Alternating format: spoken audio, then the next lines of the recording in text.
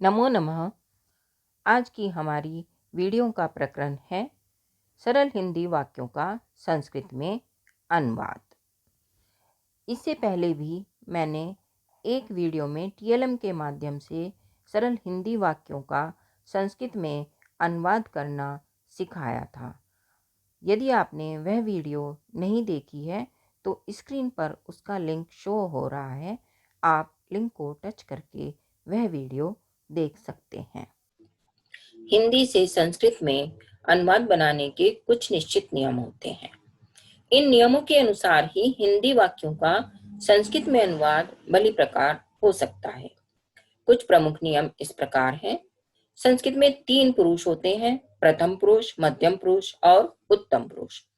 संस्कृत में 3 ही वचन होते हैं, एक वचन, द्विवचन और बहुवचन। इसी प्रकार संस्कृत में लिंग भी 3 होते हैं, पुल्लिंग, स्त्रीलिंग और नपुंसकलिंग। क्रिया का प्रयोग सदैव कर्ता के पुरुष और वचन के अनुसार होता है, अर्थात जिस पुरुष और वचन का कर्ता होगा उस ही पुरुष और वचन की क्रिया का प्रयोग किया जाएगा। कर्ता के लिंग का क्रिया पर कोई प्रभाव नहीं पड़ता है। जैसे कि वह पढ़ता है, इस वाक्य का संस्कृत में अनुवाद होता है सह पठति। वह की संस्कृत है सह, और सह जो है प्रथम पुरुष एक वचन का कर्ता है, तो क्रिया भी वर्तमान काल की होने के कारण लट लकार प्रथम पुरुष एक वचन के रूप पठती का ही प्रयोग यहाँ पर किया गया है। यदि वाक्य होता कि वह पढ़ती है तो भी इसका संस्कृत में अनुवाद सा पठती ही होता। वह पढ़ती है अर्थात स्त्रीलिंग, तो वहां पर वह की संस्कृत के लिए स्त्रीलिंग सा का प्रयोग किया गया है, लेकिन कर्ता के लिंग का क्रिया पर कोई प्रभाव नहीं पड़ा है। संस्कृत में क्रियाओं के काल का बोध कराने के लिए प्रायः 5 मुख्य लकारों का प्रयोग किया जाता है। पहला है लट लकार, इसका प्रयोग हम करते हैं वर्तमान काल में। दूसरा है लंग लकार, इसका प्रयोग भूतकाल में किया जाता है। लिट लकार का प्रयोग भविष्यत काल में, लोट लकार का आज्ञा अर्थ में और विधिलिंग लकार का प्रयोग चाहिए अर्थ में किया जाता है। संस्कृत में 7 विभक्तियां होती हैं और 8वां संबोधन होता है। हिंदी के कारक चिन्हों के स्थान पर संस्कृत में इन विभक्तियों का ही प्रयोग किया जाता है। जैसे कि हिंदी में कारक चिन्ह होते हैं ने, को, से, द्वारा, के लिए इत्यादि, तो संस्कृत में इनके लिए विभक्तियों का प्रयोग किया जाता है। जैसा कि अभी पहले बताया कि संस्कृत में 3 पुरुष और 3 वचन होते हैं, अतः सबसे पहले हमें कर्ता के पुरुष और वचन की पहचान करनी चाहिए। जब हम कोई वाक्य बनाने जा रहे हैं तो सबसे पहले हमें कर्ता के पुरुष और वचन की पहचान करनी चाहिए।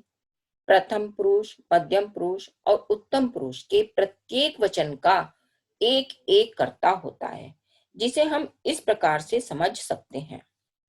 ये देखिए, यहाँ पर प्रथम पुरुष के एक वचन में सह, जिसका हिंदी अर्थ होता है वह, द्विवचन में तौ, जिसका अर्थ है वे दोनों, और बहुवचन में ते, जिसका हिंदी अर्थ है वे सब।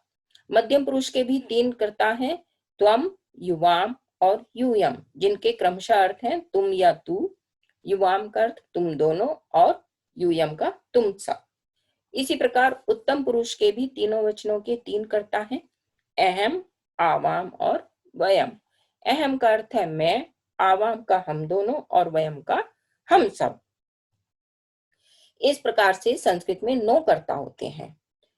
मध्यम पुरुष और उत्तम पुरुष, इनके कर्ता हमेशा निश्चित रहते हैं, अर्थात मध्यम पुरुष और उत्तम पुरुष में सदैव त्वम, युवाम, यूयम और अहम, आवाम, वयम ये ही कर्ता रहेंगे। तीनों लिंगों में ये कर्ता हमेशा उत्तम पुरुष और मध्यम पुरुष में रहेंगे। शेष जितने भी कर्ता हैं चाहे वो कोई सर्वनाम है या कोई संज्ञा है, वे सभी प्रथम पुरुष के अंतर्गत आ जाते हैं, जैसे कि राम, बालिका, वृक्ष आदि। नियम 5 में 5 लकार बताए गए हैं और प्रत्येक लकार की क्रिया के तीनों वचनों और तीनों पुरुषों में 9 रूप होते हैं। इनका प्रयोग कर्ता की स्थिति के अनुसार किया जाता है, जैसे कि पढ़ना क्रिया के मूल रूप पठ धातु के वर्तमान काल लट लकार के रूप हम यहाँ पर देखते हैं। ये देखिए, यहाँ पर पठ धातु के वर्तमान काल लट लकार के रूप दिए गए हैं। तीनों वचनों और तीनों पुरुषों में इस प्रकार से ये 9 रूप बनते हैं। जो हमने 5 लकार बताए हैं, लट लकार, लोट लकार, लंग लकार, विधिलिंग लकार और लिट लकार, सभी के 9 रूप बनते हैं। कर्ता एवं क्रिया के इन रूपों के अनुसार पढ़ना क्रिया का प्रयोग करके तीनों पुरुषों और तीनों वचनों के अनुवाद इस प्रकार से होंगे। देखिए, अब हम समझते हैं कि हम अनुवाद किस प्रकार से करेंगे। यहाँ पर आपको अच्छे से स्पष्ट हो जाएगा कि हम अनुवाद किस प्रकार से करेंगे। जैसे कि हमने आपको बताया कि प्रथम पुरुष में बनते हैं हमारे रूप सह, तौ, ते, त्वम, युवाम, यूयम, अहम, आवाम, वयम। और पठ धातु के लट लकार के रूप ही हमने पीछे देखे कि पठती, पठतः, पठन्ति, पठसि, पठतः, पठत, पठामि, पठावः, पठामः। तो जब हमें वह पढ़ता है इसका संस्कृत में अनुवाद करना है, तो हम देखेंगे वह, यहाँ पर करता है इस वाक्य में वह, और वह की संस्कृत होती है सह। सह प्रथम पुरुष एक वचन का रूप है, तो क्रिया भी प्रथम पुरुष एक वचन की ही प्रयोग की जाएगी। तो इस प्रकार से वह पढ़ता है इसकी संस्कृत बनेगी सह पठति। और अगर यहाँ पर होता वह पढ़ती है, तो वह पढ़ती है स्त्रीलिंग में वह की संस्कृत होती है सा।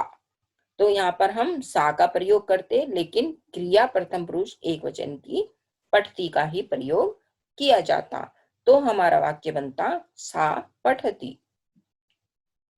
इसी प्रकार वे दोनों पढ़ते हैं, वे दोनों की संस्कृत है तौ, और तौ प्रथम पुरुष द्विवचन का रूप है, और प्रथम पुरुष द्विवचन में पठ धातु लट लकार का रूप बनता है पठतः। तो हमारा वे दोनों पढ़ते हैं इसका संस्कृत में अनुवाद होगा तौ पठतः।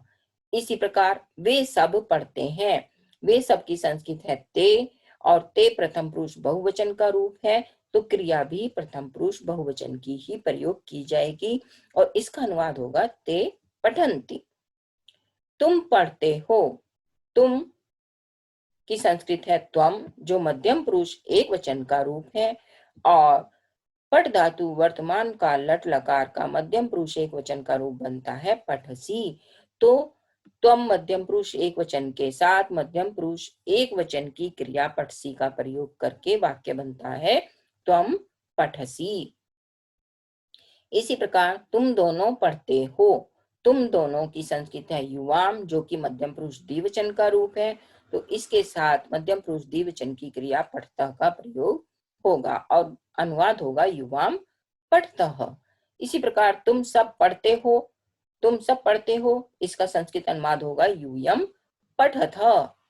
मैं पढ़ता हूँ, यहाँ पर करता है मैं, जिसकी संस्कृत होती है अहम, और अहम है उत्तम पुरुष एक वचन का रूप, और इसके साथ क्रिया भी उत्तम पुरुष एक वचन की प्रयोग की जाएगी।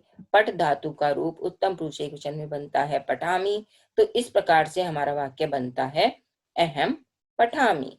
इसी प्रकार हम दोनों पढ़ते हैं, हम दोनों की संस्कृत होती है आवाम, जो कि उत्तम पुरुष द्विवचन का रूप है, तो इसके साथ उत्तम पुरुष द्विवचन की क्रिया पठावह का प्रयोग किया जाएगा और वाक्य बनेगा आवाम पठावह।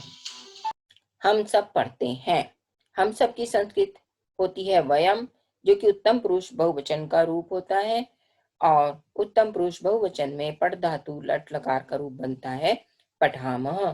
तो हम सब पढ़ते हैं, इस वाक्य का संस्कृत में अनुवाद होगा वयम पठामः। इस प्रकार से स्पष्ट हो जाता है कि जिस पुरुष का कर्ता होता है उस ही पुरुष की क्रिया भी होती है।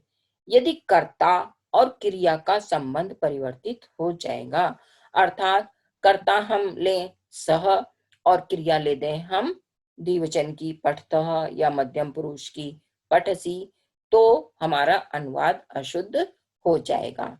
यहाँ पर ध्यान देने की विशेष रूप से बात यह है कि जिस पुरुष के कर्ता का प्रयोग किया जाएगा उस ही पुरुष और वचन की क्रिया का भी प्रयोग किया जाएगा। आशा है आपको संस्कृत अनुवाद बनाने के नियम समझ आ गए हों। ये थे हमारे बिल्कुल सरल हिंदी वाक्यों का संस्कृत में अनुवाद करने का नियम। आगे की वीडियोस में हम विभक्तियां कैसे प्रयोग करेंगे उनके विषय में जानेंगे। आशा है आपको मेरा यह प्रयास पसंद आया होगा। धन्यवाद।